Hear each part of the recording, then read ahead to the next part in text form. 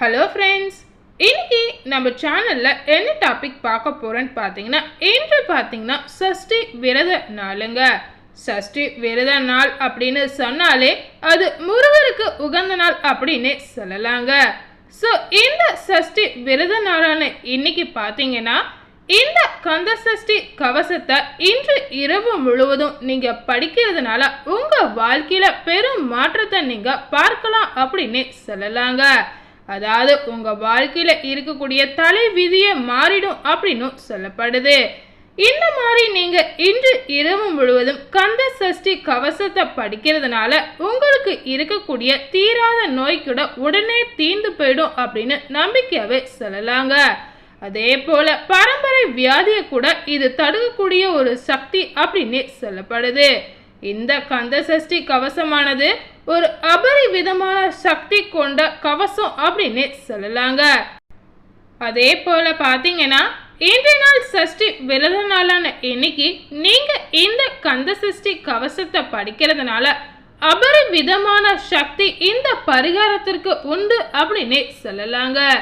இன்று நம்முடைய வீட்டில் பார்த்தீங்கன்னா இருக்கக்கூடிய பெரியவர்களா இருந்தாலும் சரி, சிறியவர்களா இருந்தாலும் சரிங்க, மருந்து மாத்திரை இந்த மாதிரி விஷயங்களை சாப்பிடாமல் ஆரோக்கியமாக யாராவது இருக்காங்களா அப்படின்னு கேட்டால் இல்லைன்னு மட்டும்தாங்க சொல்ல முடியும். ஏன்னா இன்றைய காலகட்டத்தில் மருந்து மாத்திரை இது போன்ற விஷயங்களை சாப்பிடாமல் யாருமே இருக்கிறதில்ல. அதாவது ஒவ்வொருத்தருடைய உடல்நிலையிலும் பலவிதமான பிரச்சனைகள் இருக்கு அப்படின்னு சொல்லலாங்க. இன்றைய காலகட்டத்தில் பார்த்தீங்கன்னா பல விதமான வியாதிகள் பல பேருக்கு வரும் அப்படின்னு கூட சொல்லப்படுது. அதாவது வந்திருக்கக்கூடிய வியாதிகளுக்காக மருந்து மாத்திரை இது போன்ற விஷயங்களை நம்ம தினமும் சாப்பிட்டு வந்துட்டு இருக்கோம். அதே போல பார்த்தீங்கன்னா 3 வேளை சாப்பாடு சாப்பிடுகிறோமோ இல்லையோ 3 வேளை தவறாமல் மருந்து மாத்திரை கண்டிப்பாக சாப்பிட்டதாங்க ஆகணும். அதே போல பார்த்தீங்கன்னா குழந்தைகள் முதல் பெரியவர்கள் வரை ஏதாவது ஒரு நோய் நொடி பிரச்சனை இருந்து கொண்டே இன்றைய காலகட்டத்திலே இருக்கு அப்படின்னு சொல்லலாங்க. நோயற்ற வாழ்வே குறைவற்ற செல்வம் என்ற பழமொழிக்கு ஏற்ப பார்த்தீங்கன்னா, நம்முடைய முன்னோர்கள் சொல்லி வைத்த வார்த்தையின் அர்த்தமே இப்போது தாங்க நம்ம எல்லாருக்கும் புரிகிறது. காசு பணம் இருக்குதோ இல்லையோ, ஆனால் எந்த நோய் நொடி இல்லாமல் வாழணும் அப்படின்னு நம்முடைய முன்னோர்கள் சொல்லியிருப்பாங்க. அதே போல பார்த்தீங்கன்னா மருந்து மாத்திரை இல்லாமல் வாழ்ந்தால் போதும் அப்படின்னு நம்மளுடைய முன்னோர்கள் சொல்லுவாங்க. நம்முடைய முன்னோர்கள் சொல்லும்போது அது எல்லாருமே அலட்சியமாக எடுத்திருப்போம். ஆனால் இன்றைய சூழ்நிலையில் பார்த்தீங்கன்னா எல்லோரும் மருந்து மாத்திரை சாப்பிட்டால் மட்டுமே உயிர் வாழக்கூடிய நிலைமை இருக்கு அப்படின்னு சொல்லலாங்க. அதே போல பார்த்தீங்கன்னா சில பேருக்கு பரம்பரையாக சில நோய்கள் வருங்க. அப்படி பரம்பரையாக கர்மாவின் மூலம் தொடர்ந்து வரும் நோய்களை குணப்படுத்தவும் இந்த பரிகாரத்திற்கு நிச்சய சக்தி இருக்கு அப்படின்னே சொல்லலாங்க. அதாவது இன்றைய நாள் சஷ்டி விரத நாளான இன்னைக்கு நீங்க இந்த கந்த சஷ்டி கவசத்தை இரவு முழுவதும் படிக்கிறதுனால கண்டிப்பா இந்த பரிகாரம் உங்களுக்கு கை கொடுக்கும் அப்படின்னே சொல்லலாங்க. முருக பெருமானை வேண்டிதான் இந்த பரிகாரத்தை நீங்க செய்யணுங்க. சஷ்டி விரத நாளான இன்றைய நாள் முருக பெருமானை மனதார நினைத்து நம்பிக்கையுடன் இந்த பரிகாரத்தை நீங்க செய்தாலே போதுங்க, உங்களுக்கு இருக்கக்கூடிய எல்லா பிரச்சனைகளும் தீர்ந்துவிடும் அப்படின்னு நம்பிக்கையாவே சொல்லலாங்க. தீராத நோய் தீரும் முருகர் பரிகாரம் என்ன அப்படின்னு தெரிந்து கொள்ளலாம். சஷ்டி விரத நாளான இன்றைய நாள் பார்த்தீங்கன்னா நீங்க இந்த பரிகாரத்தை செய்யும் போது முருக பெருமானை மனதார நினைத்து வேண்டி முழு நம்பிக்கையுடன் இந்த பரிகாரத்தை செய்து பாருங்க. இந்த பரிகாரத்துக்கு தேவையான பொருள், எந்த நேரத்தில் இந்த பரிகாரத்தை செய்யணும், என்ன மாதிரி முறையில் வழிபாட்டு முறையை மேற்கொள்ளணும் அப்படின்றத தெரிந்து கொள்ளலாம். இந்த பரிகாரத்திற்கு பார்த்தீங்கன்னா நமக்கு மஞ்சள் நிறத்தில் இருக்கும் பரங்கிக்காய் தேவைங்க. இதை மஞ்சள் பூசணிக்காய் என்று இன்னொரு பெயர்ல கூட சொல்லுவார்கள். திருஷ்டிக்கு சுத்தக்கூடிய பூசணிக்காய் கிடையாதுங்க. சஷ்டி விரத நாளான இன்னைக்கு அதிகாலையில எழுந்து சுத்தபத்தமாக குளித்து விட வேண்டும். இந்த சஷ்டி விரத நாள் பார்த்தீங்கன்னா இன்றைய நாள் திங்கட்கிழமையில வந்திருக்கு.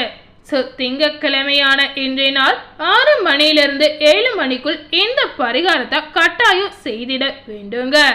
இந்த பரிகாரத்துக்கு செய்வதற்கு முன்னாடி பார்த்தீங்கன்னா உங்கள் வீட்டு பூஜை அறையை சுத்தபத்தம் செய்துவிட்டு உங்கள் வீட்டு பூஜை அறையில் இருக்கக்கூடிய கடவுள் ஃபோட்டோ எல்லாத்துக்குமே பூக்களால் அலங்காரம் செய்திடுங்க.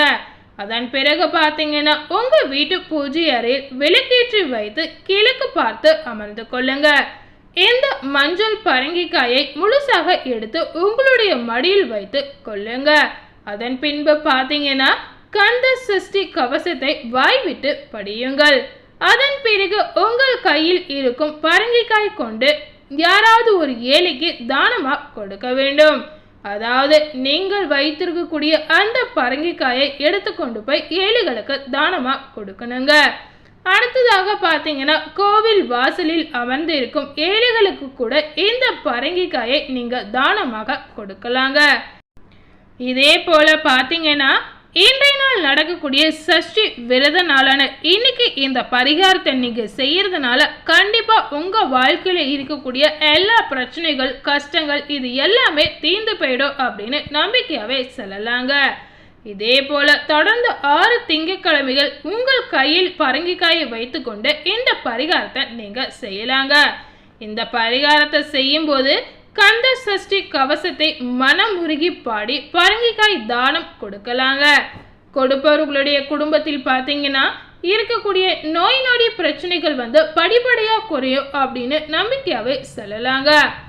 6 வாரம் பார்த்தீங்கன்னா முருக பெருமானை நினைத்து இந்த பரிகாரத்தை செய்துவிட்டு குடும்பத்தோடு குலதெய்வ கோவிலுக்கு சென்று வர வேண்டும்.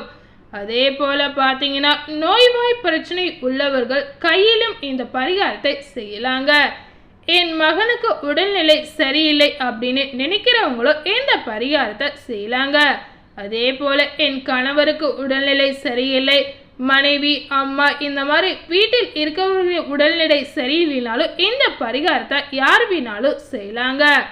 அடுத்தவர்களுக்காக கூட நீங்கள் இந்த பரிகாரத்தை செய்யலாங்க. இப்படி செய்யறதுனால உங்க வாழ்க்கையில இரட்டிப்பு பலன் கிடைக்கும் அப்படின்னு சொல்லலாங்க. இந்த பரங்கிக்காய் தானம் செய்யும் போது பார்த்தீங்கன்னா உங்களுடைய நோய் நொடியும் நம்முடைய கர்ம வினையும் தானம் பெறுபவர்களை பாதிக்குமா என்று கேட்டீங்கன்னா நிச்சயமா பாதிக்காது அப்படின்னு சொல்லலாங்க.